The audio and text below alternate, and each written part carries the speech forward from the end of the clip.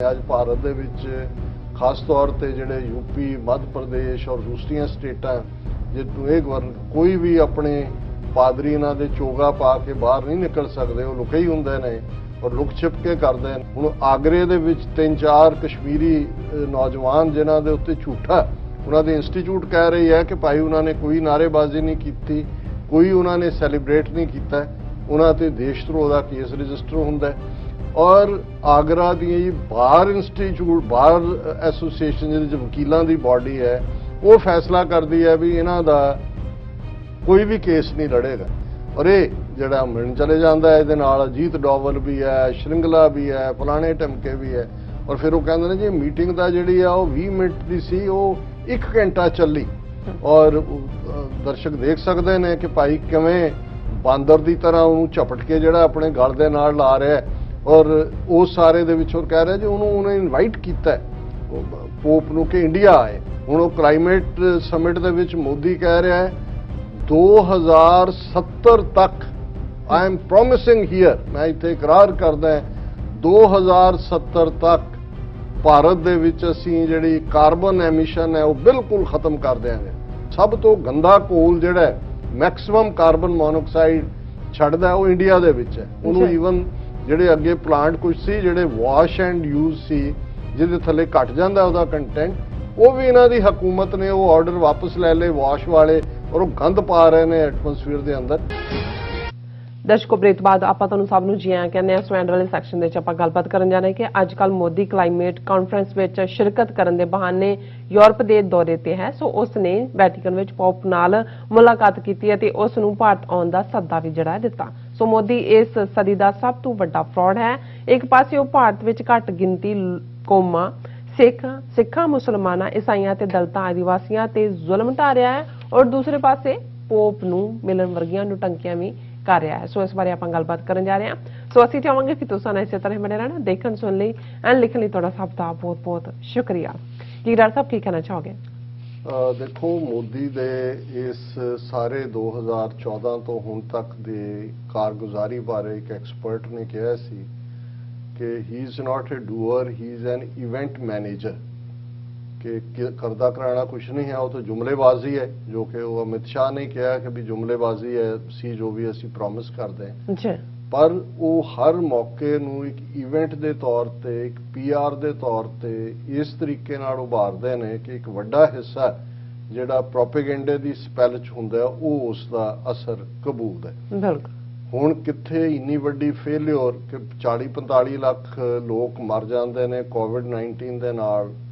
Oxygen की किस हद तक कमी, दिल्ली वर्गे शहर च हज़ारां बिना ऑक्सीजन तो मरते हैं, लेकिन वो कहते हैं जिस कोई रिपोर्ट ही नहीं आई स्टेटां की कि बिना ऑक्सीजन तो मरे। और वो पूरी उसनूं बना दिंदे ने कि जी इन्ने करोड़ 100 करोड़ नूं असीं जिहड़ा वो कोविड-19 लाता उहदा महोत्सव उहदी सैलीब्रेशन करो, उहदी हर रोज़ कोई ना कोई किसी सैलीब्रेशन के नां थल्ले झूठ नूं सच बनाया हुंदा है। यही हाल आदित्यनाथ योगी जिवें उहनूं प्रेजेंट किया जा रहा है अगलियां चोणां लई।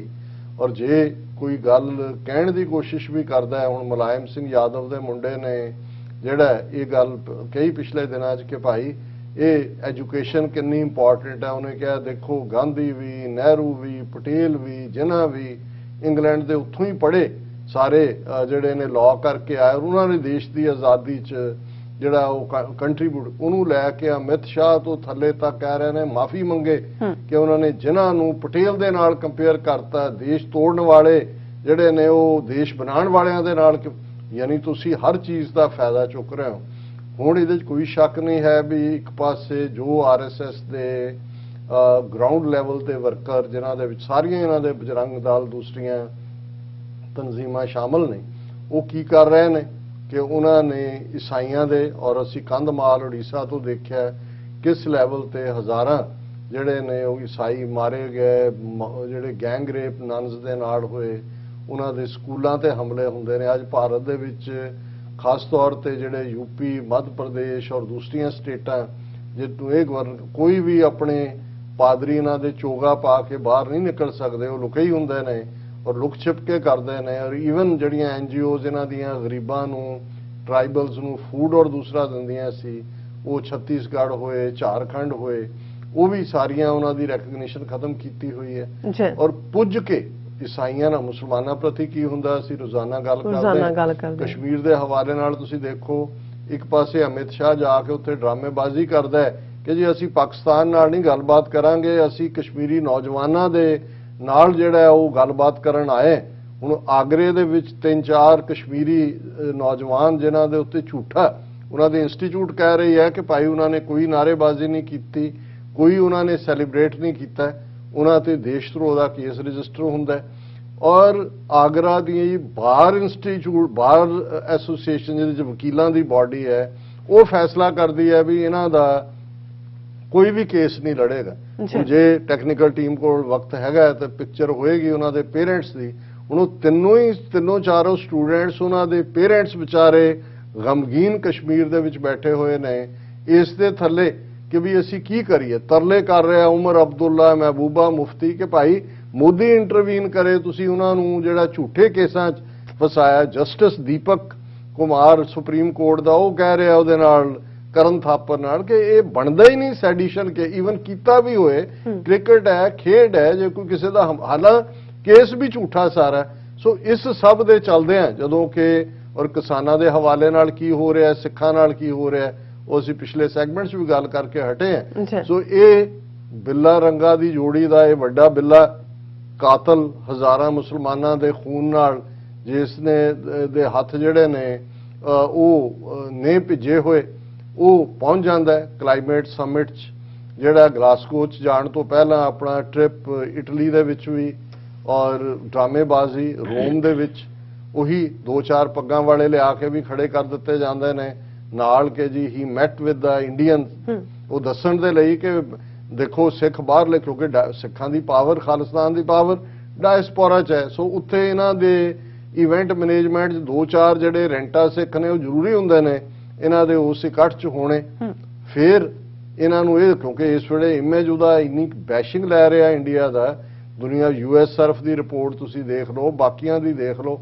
ਸੋ ਇਹ ਦੱਸਣ ਦੇ ਲਈ ਕਿ ਜੀ ਨਹੀਂ ਅਸੀਂ ਤਾਂ ਬੜੇ ਹਾਂ ਉਹ ਪਹਿਲਾਂ ਹੀ ਅਰੇਂਜ ਕੀਤਾ ਹੋਇਆ ਜੀ ਪੋਪ ਨੂੰ ਮਿਲਣਾ ਮੋਦੀ ਨੇ। ਹੁਣ ਜਿਹੜੀ ਟ੍ਰੈਡੀਸ਼ਨ ਹੈ ਵੈਟੀਕਨ ਦੀ ਪੋਪ ਨੂੰ ਜਿਹੜੀ ਵੀ ਕੋਈ ਮੀਟਿੰਗ ਕੈਜੂਅਲ ਹੁੰਦੀ ਪਹਿਲਾਂ ਏਜੰਡਾ ਸੈੱਟ ਨਹੀਂ ਕੀਤਾ ਹੁੰਦਾ ਔਰ ਇਹ ਜਿਹੜਾ ਮਿਲਣ ਚਲੇ ਜਾਂਦਾ ਇਹਦੇ ਨਾਲ ਅਜੀਤ ਡੋਵਲ ਵੀ ਹੈ, ਸ਼੍ਰਿੰਗਲਾ ਵੀ ਹੈ, ਫਲਾਣੇ ਟਮਕੇ ਵੀ ਹੈ ਔਰ ਫਿਰ ਉਹ ਕਹਿੰਦੇ ਨੇ ਜੀ ਮੀਟਿੰਗ ਦਾ ਜਿਹੜੀ ਆ ਉਹ 20 ਮਿੰਟ ਦੀ ਸੀ ਉਹ 1 ਘੰਟਾ ਚੱਲੀ ਔਰ ਦਰਸ਼ਕ ਦੇਖ ਸਕਦੇ ਨੇ ਕਿ ਭਾਈ ਕਿਵੇਂ ਬਾਂਦਰ ਦੀ ਤਰ੍ਹਾਂ ਉਹਨੂੰ ਝਪਟ ਕੇ ਜਿਹੜਾ ਆਪਣੇ ਗਲ ਦੇ ਨਾਲ ਲਾ ਰਿਹਾ ਔਰ ਉਸ ਸਾਰੇ ਦੇ ਵਿੱਚ ਉਹ ਕਹਿ ਰਿਹਾ ਜੀ ਉਹਨੇ ਇਨਵਾਈਟ ਕੀਤਾ ਪੋਪ ਨੂੰ ਕਿ ਇੰਡੀਆ ਆਏ।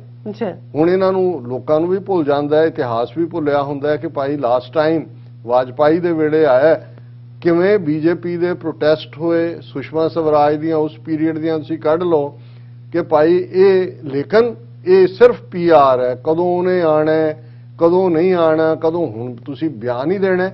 ਹੁਣ ਉਹ ਕਲਾਈਮੇਟ ਸਮਿਟ ਦੇ ਵਿੱਚ ਮੋਦੀ ਕਹਿ ਰਿਹਾ ਹੈ 2070 ਤੱਕ ਆਈ ਐਮ ਪ੍ਰੋਮਿਸਿੰਗ ਹੀਅਰ ਮੈਂ ਇੱਥੇ ਇਕਰਾਰ ਕਰਦਾ 2070 ਤੱਕ ਭਾਰਤ ਦੇ ਵਿੱਚ ਅਸੀਂ ਜਿਹੜੀ ਕਾਰਬਨ ਐਮਿਸ਼ਨ ਹੈ ਉਹ ਬਿਲਕੁਲ ਖਤਮ ਕਰ ਦਿਆਂਗੇ।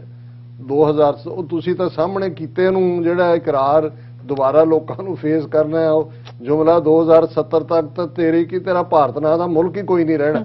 ਜਿਸ ਕਿਸਮ ਦੀਆਂ ਤੁਹਾਡੀਆਂ ਕਰਤੂਤਾਂ ਨੇ ਇਹ ਤਾਂ ਖਰਬੂਜ਼ੇ ਦੀਆਂ ਫਾੜੀਆਂ ਵਾਂਗ ਇਹਨੇ ਜਾਣਾ ਹੀ ਜਾਣਾ ਜੋ ਹਾਲ ਸੋਵੀਅਤ ਯੂਨੀਅਨ ਦਾ ਜੋ ਯੂਗੋਸਲਾਵੀਆ ਦਾ। ਪਰ ਉੱਥੇ ਕਹਿ ਰਿਹਾ India is the only country which is making this commitment ਕਿ 2070 ਤੱਕ ਜਿਹੜਾ ਹੈ ਸਾਡੀ ਕਾਰਬਨ ਐਮਿਸ਼ਨ ਜਿਹੜੀ ਹੈ ਬਿਲਕੁਲ ਖਤਮ ਹੋ। ਦੁਨੀਆ ਦੇ ਚੌਥਾ ਪੰਜਵਾਂ ਸਭ ਤੋਂ ਗੰਦਾ ਕੋਲ ਜਿਹੜਾ ਮੈਕਸਿਮਮ ਕਾਰਬਨ ਮੋਨੋਆਕਸਾਈਡ ਛੱਡਦਾ ਉਹ ਇੰਡੀਆ ਦੇ ਵਿੱਚ ਹੈ। ਉਹਨੂੰ ਈਵਨ ਜਿਹੜੇ ਅੱਗੇ ਪਲਾਂਟ ਕੁਝ ਸੀ ਜਿਹੜੇ ਵਾਸ਼ ਐਂਡ ਯੂਜ਼ ਸੀ ਜਿਹਦੇ ਥੱਲੇ ਘਟ ਜਾਂਦਾ ਉਹਦਾ ਕੰਟੈਂਟ ਉਹ ਵੀ ਇਹਨਾਂ ਦੀ ਹਕੂਮਤ ਨੇ ਉਹ ਆਰਡਰ ਵਾਪਸ ਲੈ ਲਏ ਵਾਸ਼ ਵਾਲੇ ਔਰ ਉਹ ਗੰਦ ਪਾ ਰਹੇ ਨੇ ਐਟਮੋਸਫੀਅਰ ਦੇ ਅੰਦਰ। ਉੱਥੇ ਇਹ ਕਰ ਰਿਹਾ ਤੇ ਇੱਥੇ ਪੋਪ ਨੂੰ ਜਿਹੜਾ ਉਹ ਗਲਵਕੜੀ ਚ ਲੈ ਕੇ ਕਹਿ ਰਿਹਾ ਕਿ ਜੀ ਭਾਰਤ ਆ ਤੇਰੇ ਆਏ ਬਿਨਾਂ ਤਾਂ ਸਾਡਾ ਜਿਹੜਾ ਹਾਂ ਸਾਡੀਆਂ ਬਾਹਾਂ ਆਕੜੀਆਂ ਹੋਈਆਂ। ਸੋ ਜਦੋਂ ਅਸੀਂ ਇਹ ਕਹਿੰਦੇ ਕਿ ਭਾਈ ਇਹ ਚੀਜ਼ ਜੋਕ ਆਫ ਦਾ ਸੈਂਚੁਰੀ ਹੈ ਤੇ ਜੇ ਅਸੀਂ ਇਹ ਕਹੀਏ ਕਿ ਫਰਾਡ ਆਫ ਦਾ ਸੈਂਚੁਰੀ ਹੈ ਹੁਣ ਦੁਨੀਆ ਤਾਂ ਉਹੀ ਇਹਦੇ 'ਚ ਵੀ ਕੋਈ ਸ਼ੱਕ ਨਹੀਂ ਹੈ ਕਿ ਸਿਆਸਤਦਾਨ ਦੁਨੀਆ ਦੇ ਲਗਭਗ ਸਾਰੇ ਪਾਸੇ ਇੱਕੋ ਜਿਹੇ ਹੀ ਹੋਏ ਨੇ। ਘਟੀਆ ਜਿਹੇ ਲੋਕ ਮਿਜਟਸ ਬੌਣੇ ਜਿਨ੍ਹਾਂ ਦੇ ਨਾਲ ਵਾਹ ਹੈ, ਉਹ ਬੋਰਿਸ ਜੌਨਸਨ ਹੋਏ, ਉਹ ਇਹ ਮੋਦੀ ਹੋਏ, ਦੂਸਰੇ ਇਸ ਨਸਲ ਦੇ ਲੋਕ ਜਿਹੜੇ ਨੇ ਉਹਨਾਂ ਤੋਂ ਕੀ ਤਵੱਕੋ ਹੈ।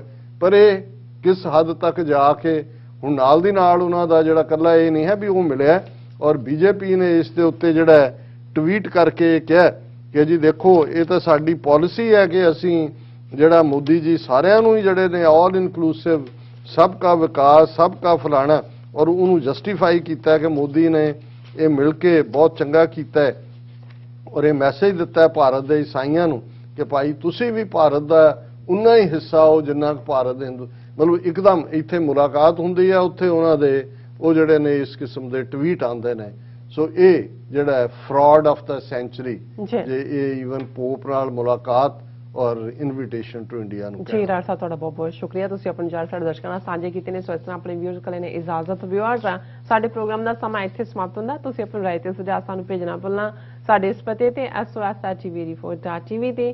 ਅਸੀਂ ਆਪਣਾ ਪ੍ਰੋਗਰਾਮ ਲੈ ਕੇ ਫਿਰ ਦੁਬਾਰਾ ਤੁਹਾਡੇ ਸਨਮੁਖ ਹੋਵਾਂਗੇ। ਤਦ ਤੱਕ ਲਈ ਮੈਨੂੰ ਤੇ ਆਪਣਾ ਸੁਣਾ ਗਿਆ ਦਿਓ। ਦੇਖਦੇ ਰਹੋ TV84। ਬੁਲਾ ਦਿਓ ਫਤਿਹ। ਵਾਹਿਗੁਰੂ ਜੀ ਕਾ ਖਾਲਸਾ, ਵਾਹਿਗੁਰੂ ਜੀ ਕੀ ਫਤਿਹ। ਰੱਬ ਰਾਖਾ।